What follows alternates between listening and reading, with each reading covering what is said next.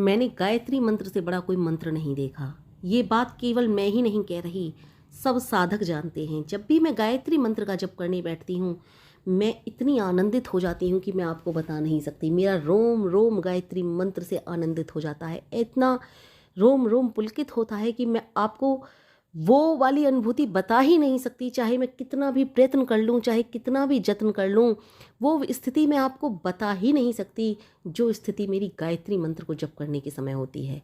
गायत्री मंत्र को जप करते समय वो स्थिति हो जाती है जो कि आपने एक दोहे में सुनी है ना। उस दोहे का अर्थ इस प्रकार है कि जब कोई किसी गूंगे को आप किसी मीठे फल को चखा दो, बहुत स्वादिष्ट फल को चखा दो, बहुत आनंद देने वाले फल को चखा दो, लेकिन वो उसका आनंद, उसका स्वाद अपनी जिह्वा से बता ही नहीं सकता, वही स्थिति ठीक ठाक वही स्थिति साधक की होती है जिस समय साधक गायत्री मंत्र के जप करता है। लेकिन जो गायत्री मंत्र का जप करते ही नहीं, वो क्या जानेंगे गायत्री मंत्र के जप को? जिन्होंने गायत्री मंत्र को जाना ही नहीं, वो क्या जानेंगे? इसलिए कहती हूँ गायत्री मंत्र का जप करो और उस स्थिति को प्राप्त हो जाओ जिस स्थिति का वर्णन मैं आपसे कर रही हूँ। नित्य प्रति आप यदि आप गायत्री मंत्र का जप करोगे तो वो स्थिति आपको अवश्य प्राप्त होगी। फिर आपको लगेगा कि सत्य बात है, गायत्री मंत्र से बड़ा कोई मंत्र नहीं। सत्य बात है, माँ गायत्री बड़ी कृपालु हैं, दयालु हैं, सब कुछ देने वाली हैं। हालांकि गायत्री मंत्र सब कुछ देने वाला होता है, लेकिन फिर भी यदि आपको ऐसा लगता है तो मैं आपको गायत्री मंत्र के जप के बाद एक प्रार्थना महात्मा आनंद स्वामी सरस्वती जी ने बताई थी, वो मैं इसी वीडियो में बताऊंगी। आप बने रहना इस वीडियो में। आपको गायत्री मंत्र का जप करना है, नित्य प्रति करना है, सब कुछ प्रदान करने वाला है गायत्री मंत्र। माँ गायत्री से बड़ा कोई दयालु नहीं, कृपालु नहीं। उनका तो अथाह अनंत सागर है जो चारों तरफ उमड़ रहा है। उनका इतना प्रवाह है जिसे हम देखते हैं, जिसमें हम खो जाते हैं। बस जैसे कि एक सड़क होती है ना, उस सड़क के दो राहें निकल जाती हैं। एक राह निकल जाता है गलत रास्ते की तरफ, तो दूसरा रास्ता सुगमता की तरफ निकल जाता है। लेकिन जो सुगमता वाला रास्ता होता है, जो शांति वाला रास्ता होता है, जो अच्छाई वाला रास्ता होता है ना, उस रास्ते पे हमें ऊबड़ खाबड़ कंकड़ पत्थर दिखाई देते हैं। लेकिन हम क्या सोचते हैं, जिस रास्ते पर फूल हैं, चारों तरफ बगिया हैं, अप्सराएं नृत्य कर रही हैं, वो रास्ता अच्छा होगा। नहीं भाई, रास्ता वही अच्छा होगा जहाँ माँ गायत्री हमें पुकार रही हैं। और वो माँ गायत्री, मैंने ये ऊबड़ खाबड़ रास्ता क्यों बताया अच्छा गायत्री मंत्र वाला, आप सोच रहे होंगे कि जब वो शांतिपूर्ण रास्ता है तो तुम गायत्री के रास्ते को ऊबड़ खाबड़ क्यों बता रही हो। मैं वो इसलिए बता रही हूँ क्योंकि शुरुआत में जो साधक होता है ना, उसे पता ही नहीं होता, वो दोराहे पर खड़ा होता है, लेकिन वो ये जानता ही नहीं कि किस रास्ते पर बढ़ना है। एक तरफ जहाँ उसे गायत्री मंत्र के जप को करने को दिया जाता है, दूसरी तरफ उसे सुख सुविधाएं दिखाई देती हैं, तो वो गायत्री मंत्र को छोड़ देता है और सुख सुविधाओं में लिप्त हो जाता है। और उन सुख सुविधाओं में लिप्त होता हुआ कहीं ऐसा खो जाता है कि पता ही नहीं चलता। इसलिए मैंने गायत्री मंत्र के रास्ते को शुरुआत में साधक के लिए ऊबड़ खाबड़ वाला रास्ता बताया, लेकिन बाद में जब वो उस ऊबड़ खाबड़ वाले रास्ते यानी गायत्री मंत्र के रास्ते पर चलने लगता है, तब उसे पता चलता है कि सत्यता में तो इस ऊबड़ खाबड़ वाले रास्ते में ही सौंदर्य है, इस ऊबड़ खाबड़ वाले रास्ते में रहस्य छुपा हुआ है। बस यही जान जाता है वो। फिर कल मेरे बेटे ने आपके लिए एक वीडियो बनाई थी, उसमें 3 मिनट तक उसने बोला था, बाद में वो वीडियो हालांकि मैंने ही पूरी की थी, तो उसमें बताया था उसने कि विज्ञान ने किस तरह से तरक्की हासिल की है, लेकिन इतनी तरक्की हासिल करने के बावजूद भी प्रभु की सत्ता को नकार नहीं सकते। प्रभु की सत्ता है। और वहीं पर गायत्री मंत्र पर तो इतनी सारी रिसर्च हुई, इतनी सारी रिसर्च होने के बावजूद भी गायत्री मंत्र सबसे बड़ा मंत्र, महामंत्र ही साबित हुआ। इससे बड़ा मंत्र कोई है ही नहीं संसार में। वैज्ञानिकों ने गायत्री मंत्र पर रिसर्च साबित करके उन्होंने भी इसे महामंत्र ही मान लिया, क्योंकि मानना पड़ता उनके लिए। गायत्री मंत्र से बड़ा कोई मंत्र है ही नहीं, सबसे शक्तिशाली मंत्र साबित हुआ उनके आगे वो। जैसा कि मैंने आपको बताया था, महर्षि दयानंद सरस्वती जी कभी भी ढकोसले वाली बातों पर या फिर केवल किताबी पढ़ने वाली बातों पर या किसी की कही सुनी बातों पर विश्वास करके इस नतीजे पर नहीं पहुंचते थे। वो पहले रिसर्च करते थे, पहले अनुभव करते थे, और जब अनुभव में वो सत्य साबित हो जाती थी बात, तभी जा कर के बोलते थे। और उन्होंने गायत्री मंत्र को महामंत्र तो बहुत पहले ही कह दिया था। सबसे पहले गायत्री मंत्र को महामंत्र कहने वाले महर्षि दयानंद सरस्वती जी ही थे। जिन्हें महर्षि की बात पर यकीन होता है वो किसी अन्य बातों पर यकीन करते ही नहीं, फिर चाहे कोई गायत्री मंत्र को कीलित कहे या शापित कहे। एक बार महर्षि ने कह दिया कि गायत्री मंत्र महामंत्र है, इससे बड़ा कोई मंत्र नहीं है, तो वास्तव में नहीं है। एक बार महर्षि ने कह दिया कि जो कार्य अन्य मंत्रों द्वारा सिद्ध किया जा सकता है वो संभवतः गायत्री मंत्र से भी सिद्ध होगा, और जो कार्य गायत्री मंत्र से सिद्ध नहीं हो सकता वो किसी भी मंत्र में वो शक्ति नहीं कि वो गायत्री मंत्र के अलावा उस कार्य को किसी भी मंत्र द्वारा आप सिद्ध कर लो, क्योंकि गायत्री मंत्र ही वो मंत्र है जो समस्त कामनाएं पूर्ण कर दे, समस्त इच्छाएं पूर्ण कर दे और समस्त सुख प्रदान कर दे, समस्त दुखों को हर ले। गायत्री मंत्र में ही वो शक्ति है, क्योंकि यही महामंत्र है, इससे बड़ा कोई मंत्र ही नहीं है। तो हमें गायत्री मंत्र से किस तरह से प्रार्थना करनी है? गायत्री मंत्र से हम इस तरह से प्रार्थना करें, हे प्यार भरी, कृपा भरी, करुणा भरी माँ, तू ही तो है जो कुछ है करने वाली। माँ तू कृपा क्यों नहीं कर रही हम पर? मैं ये नहीं कह रही गायत्री मंत्र करते हुए आप ये प्रार्थना करें, जब गायत्री मंत्र आपके पूर्ण हो जाएं तब इस तरह की प्रार्थना आपको करनी चाहिए, क्योंकि जब तक हम माँ की कृपा भरी उस माँ से इस तरह से प्रार्थना नहीं करते तब तक दिल को चैन नहीं मिलता। गायत्री मंत्र के जब कर लेते हैं हम, लेकिन उनसे प्रार्थना करते हैं तो माँ को भी लगता है मेरा भक्त मेरे लिए कितने प्यार से पुकार रहा है, और उनसे प्रार्थना करनी चाहिए, हे कृपा करने वाली माँ, हे परम शक्ति, हे महाशक्ति, हे करुणा भरी माँ, तू कितनी बड़ी है, तेरा अनंत प्रवाह है, चारों तरफ फैल रहा है, तेरी बराबर तो कोई दयालु है ही नहीं माँ, तू सब कुछ देने वाली है, तेरे पास अपार भंडार भरे पड़े हैं, पर मैं क्या करूँ माँ, मेरी तो झोली फट गई, इसमें तुम जो डाल रही हो वो सब कुछ निकल जाता है माँ, सब कुछ नीचे गिर जाता है माँ, तू मेरी झोली सिल दे ना माँ, तूने यदि ये झोली सिल दी ना तो फिर ये जीवन में कभी नहीं फटेगी, और जब ये कभी नहीं फटेगी तो तू जो इसमें डालेगी वो मेरा हो जाएगा माँ, इसमें तू जो भी कुछ डालेगी वो सब मेरा होगा माँ, और मेरा क्या तेरा क्या सब तेरा ही तो है माँ। तो हमें इस तरह से माँ से प्रार्थना करनी चाहिए। ये प्रार्थना मैंने आपको महात्मा आनंद स्वामी सरस्वती जी थे ना, उनकी किताब में से निकाल करके बताई है कि वो कहते थे हमें गायत्री माँ से गायत्री मंत्र के जप के बाद इस तरह से प्रार्थना अवश्य करनी चाहिए। माँ से ये भी प्रार्थना करें, हे माँ हमारी दृष्टि खराब हो गई, माँ हमारी दृष्टि खराब हो गई, तू हमें नज़र ही नहीं आती, तेरा सच्चाई का प्रकाश, तेरा अमृत, एक अथाह अनंत सागर जो बह रहा है, चारों ओर उमड़ रहा है, वो हमें दिखाई ही नहीं दे रहा माँ, हमारी इन आँखों को दिव्य दृष्टि प्रदान कर दो माँ, जो तुम दिखाई दो हमें। तो सच्चे मन से गायत्री मंत्र का जप करने के बाद इस तरह से जब आप प्रार्थना करोगे तो मुझे लगता है सच में गायत्री माँ दयालु होंगी, कृपालु होंगी और आप पर कृपा बरसा देंगी। अब कुछ साधक ये ना सोचें कि गायत्री मंत्र का जप ही हम क्यों कर रहे हैं जब इस तरह से प्रार्थना करनी है। तो मैंने ये प्रार्थना तो आपको एक्सटर्नल बताई है, जिनका श्रद्धा और विश्वास गायत्री मंत्र पर होता है ना, उनको इस प्रार्थना की भी जरूरत नहीं पड़ती, वो तो बस गायत्री मंत्र का जप करते हैं और माँ उनसे कृपालु और दयालु वहीं हो जाती हैं। लेकिन फिर भी कुछ साधकों को लगता है ऐसा नहीं है, ऐसा नहीं है, तो वो इस एक्सटर्नल प्रार्थना को बाद में कर सकते हैं।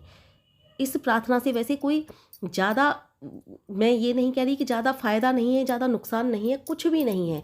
बस आपको यदि लगता है कि आपको प्रार्थना माँ से एक्सटर्नल करनी है तो आप इस रूप में भी माँ से प्रार्थना कर सकते हो, लेकिन गायत्री माँ मंत्र को कभी ना त्यागो, गायत्री मंत्र का जप करते रहो, तभी तो आपको अगम सुख और शांति प्राप्त होगी और आप उस आनंदमयी रास्ते पर निकलते चले जाओगे जहाँ पर ना कांटा ही होंगे, ना झाड़ियाँ होंगी, ना नुकीले कंकड़ होंगे, ना पत्थर होंगे, ना भयानक चट्टानें होंगी। वो शुरुआत में ही आपको दिखाई देंगी। बस शुरुआत में आपको लगेगा यहाँ तो बहुत ज़्यादा धूल है, गड्ढे हैं, प्रकाश है, कांटे हैं, झाड़ियाँ हैं, नुकीले कंकड़, पत्थर, भयानक चट्टानें हैं, लेकिन ऐसा कुछ भी नहीं है। गायत्री मंत्र के रास्ते पर आप जब चलने लगोगे, सब कांटे, सब झाड़ियाँ, सब नुकीले पत्थर, सब धूल, सब भयानक चट्टानें सब गायब होते चले जाते हैं।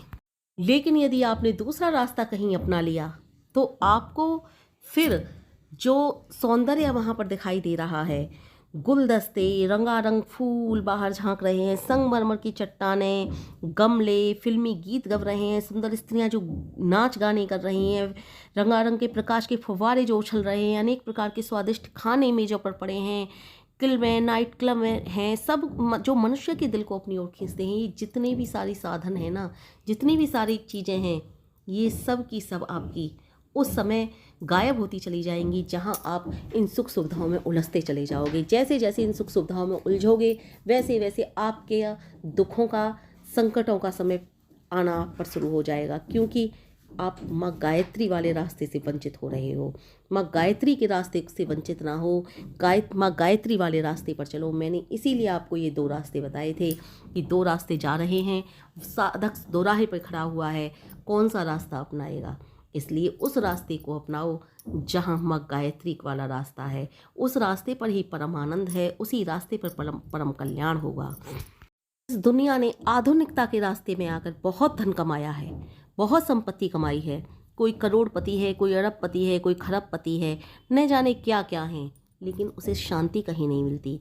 आप विदेशों में भी चले जाइए, आप स्वदेश में भी चले जाइए, अमीरों के पास चले जाइए, लेकिन जो परमपिता परमेश्वर का ध्यान नहीं करता, जो परमपिता परमेश्वर के निकट ही नहीं बैठता, उसको शांति नहीं मिलती। और जो परमपिता परमेश्वर के निकट बैठता है उसे परम शांति मिलती है। और इसमें भी जो गायत्री मंत्र के जप करता है उसके तो आनंद की कोई सीमा ही नहीं है, उसे तो परमानंद मिल जाता है। इसीलिए मैं कहती हूँ गायत्री मंत्र का जप करो। किसी प्रकार की आपके पास धन दौलत की यदि कमी नहीं है, किसी प्रकार का आपके पास खाना कमाना या किसी भी प्रकार की कमी नहीं है, तो आप उस परमपिता परमेश्वर को धन्यवाद दो कि हे ईश्वर, तुमने मेरे लिए कितना आनंद खोजा है, कितना आनंद खोजा है। मैं तभी कह रही हूँ यदि आनंद भी है तब भी परमपिता परमेश्वर को धन्यवाद देते हुए गायत्री मंत्र का जप करो, क्योंकि उनके ही नज़रिए से आपको आनंद मिला है। ये बात सत्य है कि कर्मों के भोग के कारण आनंद मिलता है, कर्मों का जो आपने अच्छे कर्म किए हैं तो आनंद मिलेगा, लेकिन बुरे कर्म किए हैं तो आपको आनंद मिलेगा ही नहीं। लेकिन उसमें भी आपको परमपिता परमेश्वर का ही धन्यवाद करना है, क्योंकि परमपिता परमेश्वर हर चीज़ ब्याज समेत वापस करते हैं। कहीं ना कहीं उनकी ब्याज तो लग रही है, जैसा कि मैंने आपको बताया कि सुख दुख लाभ हानि सब में ही ब्याज लगती है। यदि आपने किसी से कर्जा लिया है ना, तो आप इस जन्म में नहीं पटा पाए, अगले जन्म में पटाना है तो आपको ब्याज समेत पटाना पड़ेगा। अब उनकी ब्याज कितनी होती है ये मैं नहीं जानती। कहते हैं देने वाला जब देता है छप्पर फाड़ के देता है, और लेने वाला जब लेता है ना तो ऐसे ही ले लेता है, न जाने कितना ले लेता है। तो उनकी ब्याज का तो कुछ अंदाज़ा ही नहीं कितनी ब्याज लगती है। इसीलिए कह रही हूँ कि यदि आपके पास सुख भी है तो भी परमपिता परमेश्वर का धन्यवाद कीजिए, क्योंकि ब्याज समेत आपको सुख मिला है, आपने किसी को सुख दिया है। तो परमपिता परमेश्वर का धन्यवाद दोगे तो आप और भी सुख भोगोगे, और भी सुख मिलेगा आपको। इसीलिए गायत्री मंत्र का जप नित्य प्रति करते जाइए, बस गायत्री मंत्र के उस अपार आनंद में खो जाइए। अगर आपके पास धन दौलत है और सब कुछ है, लेकिन फिर भी दिलों में शांति नहीं, हर समय मस्तिष्क में एक तनाव रहता है, दिल को चैन ही नहीं, रात को नींद ही नहीं आती, सुख और शांति किसे कहते हैं ये उन्हें पता ही नहीं है, तो डिप्रेशन के मरीज होते जा रहे हो, तो गायत्री मंत्र का जप कीजिए, आपको अपार शांति मिलेगी। आपको सब कुछ भूल जाओगे, आप तनाव भूल जाओगे। क्या तनाव होता है? मस्तिष्क की जो आपकी मस्तिष्क की तरंगें उस परमानंद को प्राप्त करेंगी, जो परमानंद आपको गायत्री मंत्र से मिलता है, और जो हर किसी को गायत्री मंत्र से मिलता है। जितने भी गायत्री साधक हैं सबको गायत्री मंत्र से मिलता है, सुख और शांति मिलेगी, सब कुछ प्राप्त होगा। गायत्री मंत्र का जप कीजिए। एक गाना है कि धन का बिस्तर मिल जाए पर नींद को तरसे नैन, कांटों पर भी सोकर आए किसी के मन को चैन, अरे कोई कारण होगा। तो ये बात सत्य है। धन का बिस्तर यानी कि बहुत ज़्यादा अपार धन है आपके पास, बहुत धन संपत्ति है, लेकिन फिर भी आपके मन को चैन नहीं, फिर भी आपको नींद नहीं आती रही, फिर भी आपको कष्ट है। तो वो क्यों है? क्योंकि आप सिर्फ इस दुनिया में धन धन धन धन के पीछे दौड़ रहे हो, आपको उस परमपिता परमेश्वर से कोई मतलब ही नहीं रहा। और किसी को कांटों पर सोकर भी चैन आ रहा है, मतलब कांटों पर सोने का मतलब वो नहीं है कि आप कांटों पर सोकर चैन पा रहे हो, मतलब कांटों का मतलब है इतनी ज़्यादा दुख कष्टों में मुसीबतों में भी आपको चैन की नींद आ रही है। तो वो क्यों आ रही है?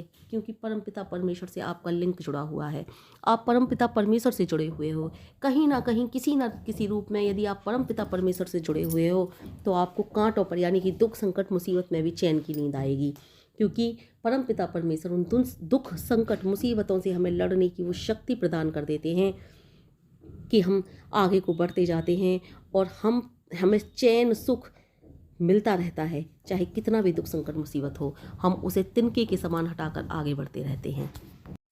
इसलिए चाहे कैसी भी परिस्थिति हो, किसी भी प्रकार का समय हो, गायत्री मंत्र का जप नहीं छोड़ना है, क्योंकि गायत्री मंत्र का जप हर समय आनंदित देता है, हमेशा आनंदित देता है। शुरुआत में शायद आपको वो आनंद महसूस ना हो, लेकिन जब आप गायत्री मंत्र का जप करने लगोगे तो धीरे धीरे उस परम आनंद को प्राप्त होने लगोगे। आप एक बार यदि गायत्री मंत्र के जप के लिए बैठोगे ना, आपका मन ही नहीं करेगा उठने को। आप सोचोगे बस यहीं बैठा रहूं, यहीं बैठी रहूं, गायत्री मंत्र का जप करता रहूं, करती रहूं, बस इसी में खो जाऊं, और कुछ है ही नहीं, इससे बढ़कर तो कोई आनंद ही नहीं। यही आप सोचोगे। सच्चे मन से, सच्चे हृदय से गायत्री मंत्र का जप करके देखिए, अपने आप आँखों से आंसू बहने लगेंगे। हृदय इतना प्रसन्न होगा, इतना प्रसन्न होगा कि आप किसी को बता भी नहीं सकते।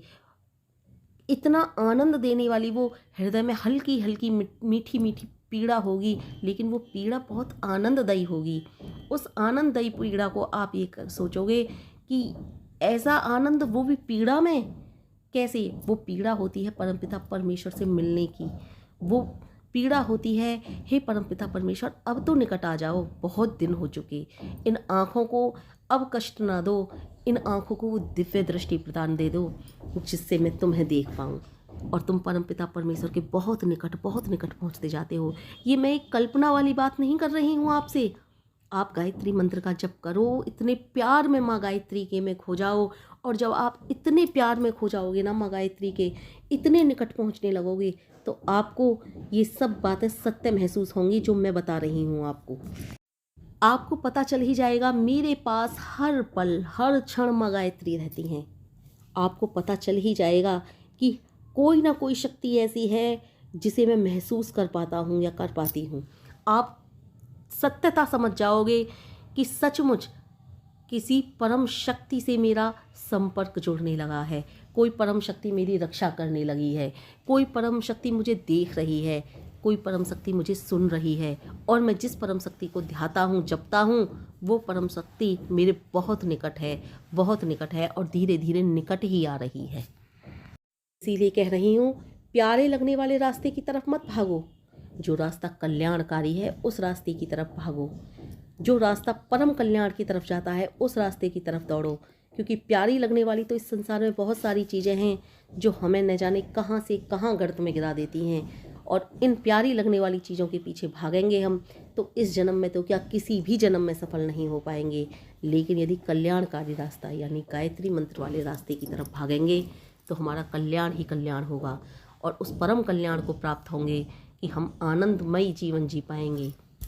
जन्म में ही नहीं, जन्म जन्मांतरों में हमारा कल्याण होगा, और एक दिन हम फिर इन जन्म जन्मांतरों के भोग से छूट जाएंगे, जीवन चक्र से छूट जाएंगे, और उस परम मोक्ष के लिए प्राप्त होंगे, जिसके लिए साधु संत जन अपने न जाने कितने जीवन खपा देते हैं जब उस परम लक्ष्य को प्राप्त होते हैं। गायत्री मंत्र में वो अद्भुत शक्ति है कि हम वो सब कुछ प्राप्त कर सकते हैं जो साधुओं ने, संतों ने, सबने प्राप्त किया है।